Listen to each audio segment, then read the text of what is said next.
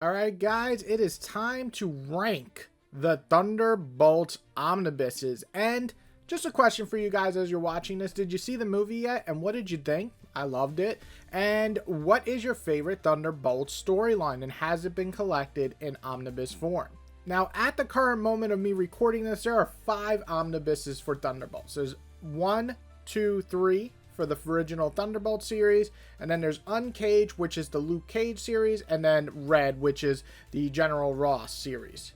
And that's what I'll be covering today, but I actually did a video covering every single Thunderbolts comic. Every single one. God damn. So be on the lookout for that if you want to know everything about Thunderbolts, what I thought about the entire run from the beginning of 1997 to the current. But we're going to talk about the omnibuses today and see where I rank them and see which ones are worth picking up and which ones you might just want to forget about. So the very first volume of the Thunderbolts actually covers the first 33 issues plus some annuals and some crossovers. And this is the initial creation. The idea behind it was that Zemo started a new group of heroes. That's what they said to the public.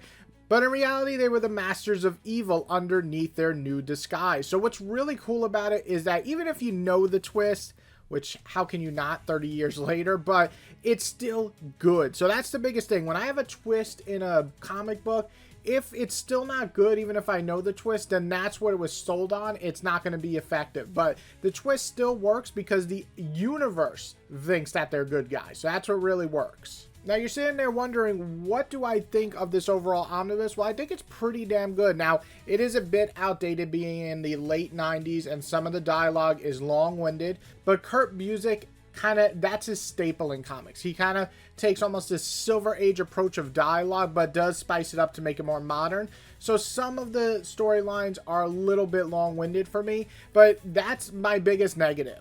Actually, I'll even go on to say that I think the first arc is the weakest of it all. So the reveal and then the slow descent into them deciding if they actually want to be heroes or side with Zemo is good. It's entertaining, but I actually like the stuff that happens after that. So about 1/3 into the book, we really get into the Thunderbolts dealing with their internal struggles of becoming who they want to be, of Jolt, who's the only character on this team who is not a villain, who joined them thinking they were basically like the new Warriors or the new Avengers or whatever you want to say, and she joined them and convinces them through her heroism that they should follow pursuit. And that's what I really like. I love them trying to deal with that part of it, of them secluding themselves in like the forest and trying to figure out what to do with their life and if they should be heroes. All of that was great. And to top it off, as the book gets closer to the end of it, we have Hawkeye join the team. And Hawkeye's a great addition because if you don't know, Hawkeye was actually a bad guy when he first appeared and became a good guy through his actions. So he is a perfect example of why he should be the leader of this group, because he slowly changes their mind through his actions. So I really, really enjoyed it. So this first book, I think, is a must read, not only because if you're a Thunderbolts fan, but also if you really want to know why the Thunderbolts lasted so long, you should probably read this omnibus. Now, Thunderbolts Volume 2, actually, Kurt leaves and Fabian jumps on. Now, he is a writer I usually enjoy. I think his New Warriors is really good, and I'm going to do an omnibus video and overview of the entire series on that one day. But for him to join, I think he was the perfect writer to replace Kurt. I think they have different styles. I think Kurt is definitely more of, like I said, more of a Silver Age, but making it more modern. And Fabian is definitely more of a modern writer. So we get a little bit of an injection of murder, death, and kind of racial tensions and things like that. So I really like the added effect in this run. So this omnibus covers, I believe, issues 34 to about 64 or 66. And then it has some minis with Citizen V, who Zemo was pretending to be, but the real Citizen V actually comes back in this. And this omnibus is still really strong. I really like a lot of it. The best parts of it is the opening. I think the first 6-7 issues really feel like it blends right from the last run, but also the fact that we lose somebody, it actually is really sad, and it worked really well to build upon the mystery of the next storyline. And then kind of in the middle, we get Graviton returning, and he is definitely a scary villain. He's strong, he's powerful, and he's also pretty smart. And in the last time they faced him, the Thunderbolts had to come together as a unit, but in this part they're kind of broken up, and we have a new Thunderbolts team taking over, and they are well, let's just say they're not as equipped to face someone like him. Again, if you want to know what happened in that storyline, not only do I have the video that's going to cover the entire Thunderbolts series, but I made a video about a year ago of that time the Thunderbolts died. And let's just say, yeah, he fucks them up. But I do think one thing I really like about this run in this book is that you get a lot of character moments again. I think they build really nice of Carla dealing with her selfishness, but also trying to be part of a team. I love Jolt in here, and I, of course, love Songbird. So all of them just keep developing. Eric, all of them. Atlas, well, Eric is Atlas, but all of them just keep developing what they gave before. And then you get new characters that really work well for me, like Charcoal and everything. So overall, I think this is a good, solid omnibus until the miniseries. So the miniseries focus on Citizen V, and some of them are okay, but oh my fucking god, they take up, I don't know, like 200-300 pages, I think, and they're not that good. I don't know how else to say. They're just not. They're the weakest part of this entire omnibus for me, and definitely dwindles down for me, unfortunately. What I thought was going to be a must-read became pretty much a little less than that. Saying that, I do think it's still really fun. I think it's pretty great for the most part, and I'm going to put it there just because I really like the opening, and the Graviton stuff I thought was all great. Okay, so now we're on the third volume of the Thunderbolts, and so this one's getting a little funky in terms of the issues. So we cover the final few issues of the original run, which is 64 to 75. After that, there is a Thunderbolts run that has nothing to do with the Thunderbolts, and I will get to that in my other video, but it's awful. So it's not in here, and we're just going to skip past it because it's terrible. But then we get new Thunderbolts, which is like issues 1 to 18. And then they go back to rebranding the legacy number. So we get 100 to 109. So we get all of that included in this book, plus some annual. And the biggest issue I have with the book is when a book starts off bad, it's rough. And this book, unfortunately, does start off bad with the Counter-Earth stuff that was happening during Marvel at this time.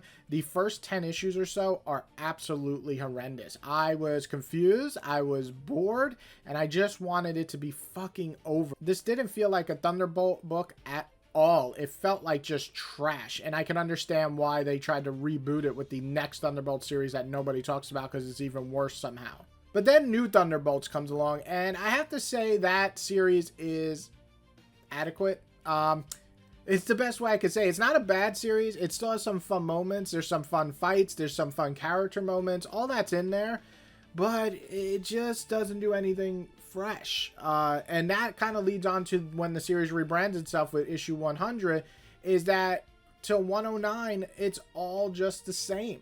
Nothing really changes. Nothing exciting enough happens. It's just the same story beats. Zemo comes back. Zemo stops a bad guy because he wants to run the world. Like, shit like that is just so typical superhero stuff that it gets boring. It was exciting when it first was happening in the first 70 issues of this series, but when you keep doing the same story beats and not injecting any new life into it, it's no wonder that the series was starting to dwindle in terms of sales and just overall interest. And again, it was all written by Fabian, which is kind of surprising because I do think a lot of his stuff in the second volume is really good, but in here, the best of it is just decent. It's just okay, sometimes good, but none of it is great, and that really sucks. I won't say it's a throwaway. I don't think it's awful, but I am going to just put it in okay-ish because if you skip it, it's not the end of the world, but if you're a big fan of the series, you might want to read it. Again, not garbage, but honestly, maybe like a 2 out of 5. All right, so the Luke Cage omnibus, Uncaged Thunderbolts, is a really interesting one because if you don't know, from the last omnibus, there's about 30 issues that they have not collected in omnibus form. Probably for various reasons. One, it's a lot of different writers, but also I think the fact is that Warren Ellis injected life back into the series. And if you don't know who Warren Ellis is, he's a really good writer, but personally wise, let's just say he has some issues that have been made very public, and it could be that reason of why Marvel doesn't want to reprint that stuff, which that's fine. It's a company, they can do what they want. It's a shame because that's some of the best Thunderbolt stuff, and you know, I talk about that in the other video, but we're going to talk about Uncaged here. So what's Uncaged about? Well, Uncaged is Luke Cage trying to reform criminals from prison. And I actually love that idea, because if you don't know who Luke Cage is, where the fuck do you live, under a rock? No, I'm just kidding. But Luke Cage is the man. The thing is that Luke Cage was falsely accused and put into the prison, so he knows the prison system is broken. And so for him to go to prison and actually take people who are mostly bad and try to reform them is a great idea. It's something that I absolutely love. And I would say, like, the first half of this book is really good. I was really surprised how much I was going to like this book, and I did. So everything that happened with inside the prison or in that arc where Luke Cage basically recruits people like Juggernaut, Man-Thing, Songbird, of course, is good, so she joins him, and Mech 5. But the bigger one is like Crossbones, absolutely a wild card to pull out and made for some of the most entertaining, if not over-the-top dialogue I've ever seen. And then Carla joins, and so all of that is combined into making a really entertaining and fun fight, from things like Prison Break to going to a different world. It has all those elements that really work. So that first 20 issues or so, I think are great. I think I was having a blast. It was up there with the original run. And then we get to the second half. Motherfucker. Like, why do they do that? Like, something's working and they're like, let's just do something wild and crazy. So what happens is they split up the Thunderbolts eventually into 3 teams at one point, but at first 2. And some of the Thunderbolts that are a little bit more skittish and don't really believe in this system working tried to go back in time, and it's a mess. Some of it's entertaining. I did like when the Thunderbolts actually team up with the Defenders like Captain America and Namor, but then you go into like Jekyll and Hyde territory, and it's just not that entertaining. And then when you break into 3 teams, when there's like 3 different possible realities happening, it's just so much hoobala bobala that it's just not entertaining.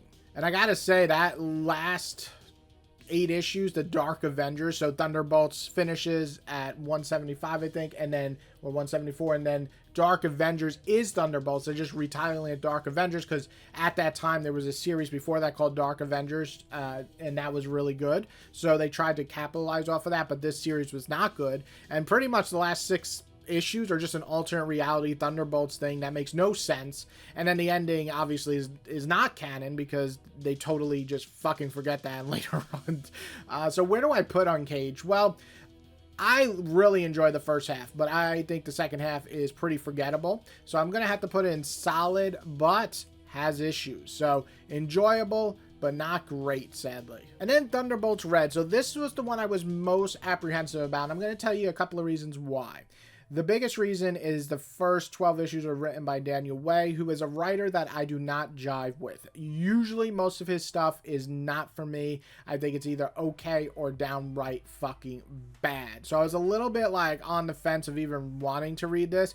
And then also the fact that they took out the idea of reformed criminals and they're just making an anti-hero team. So like, yes, Punisher's a psychopath, and so is Elektra, and so is Deadpool, and pretty much this whole team. Ross, the only one that maybe not is Flash Thompson as Venom. But the thing is that none of these characters are outright villains. They kill villains. And so that's what this team was going for in terms of being different. And I was a little apprehensive about that because making the idea of the Thunderbolts just go away and having this anti-hero team come in might have been a bad idea. But I have to say, this was really enjoyable.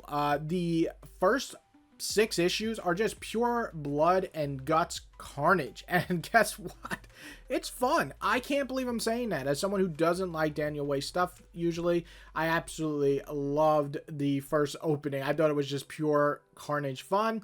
And then when Charles Soule came on, which he covers about 10 or 12 issues, his run is really great. Even with the Infinity tie-in, he did a good job, but his one solo arc, or it's split into 2 arcs, is really good. I love the stuff with Venom and him going and fighting the team, but mostly to see if they can take him down if he ever goes bad. Love that idea. Ross is actually a fun leader. He's kind of an asshole, but also, you know, he's trying to do the right thing most of the time. The leader is absolutely a despicable villain, and some of his moments are so funny. I love Deadpool in here. Finally written pretty damn well, especially under Soule's run. Really, really funny. And Venom's awesome, and so is Punisher. So all of this really worked for me in the middle. I thought it was great.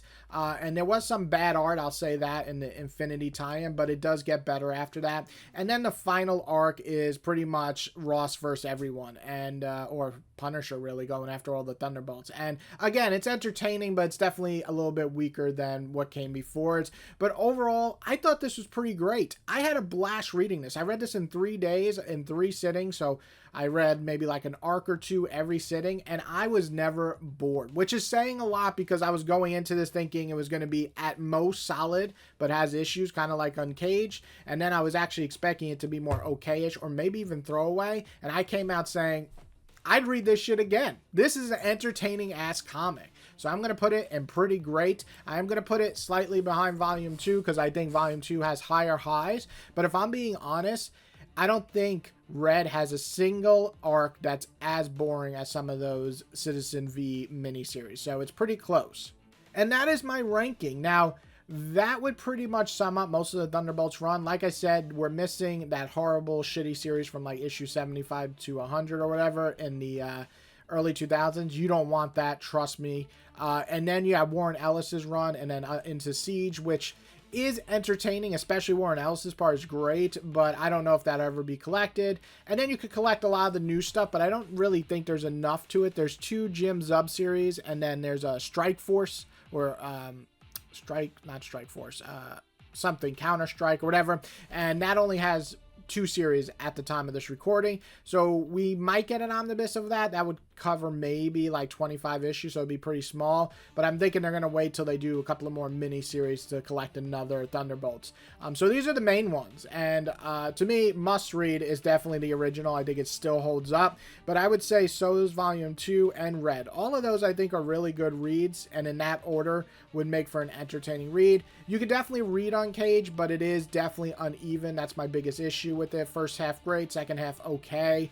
And then Volume 3 of Thunderbolts, you can honestly just fucking skip. I mean, if you're a diehard fan, sure, check it out. If you can get it maybe under $40 or $40 or $50, why not? Or if you're a huge fan, you might want to pay full price, whatever. But for me, that's definitely the weakest omnibus of the bunch. But at least we don't have any throwaway garbage-ass omnibuses on this list. And that is my list. I hope you guys enjoyed. If you did, all I ask you to do is hit the like button. If you loved it, please hit the subscribe button. That means even more to me. And please, list yours below. What are the omnibuses you love for Thunderbolts? Which ones do you think suck? Or which ones do you want to see collected? I love all of that. So put it down below. And everybody, have a wonderful comic-filled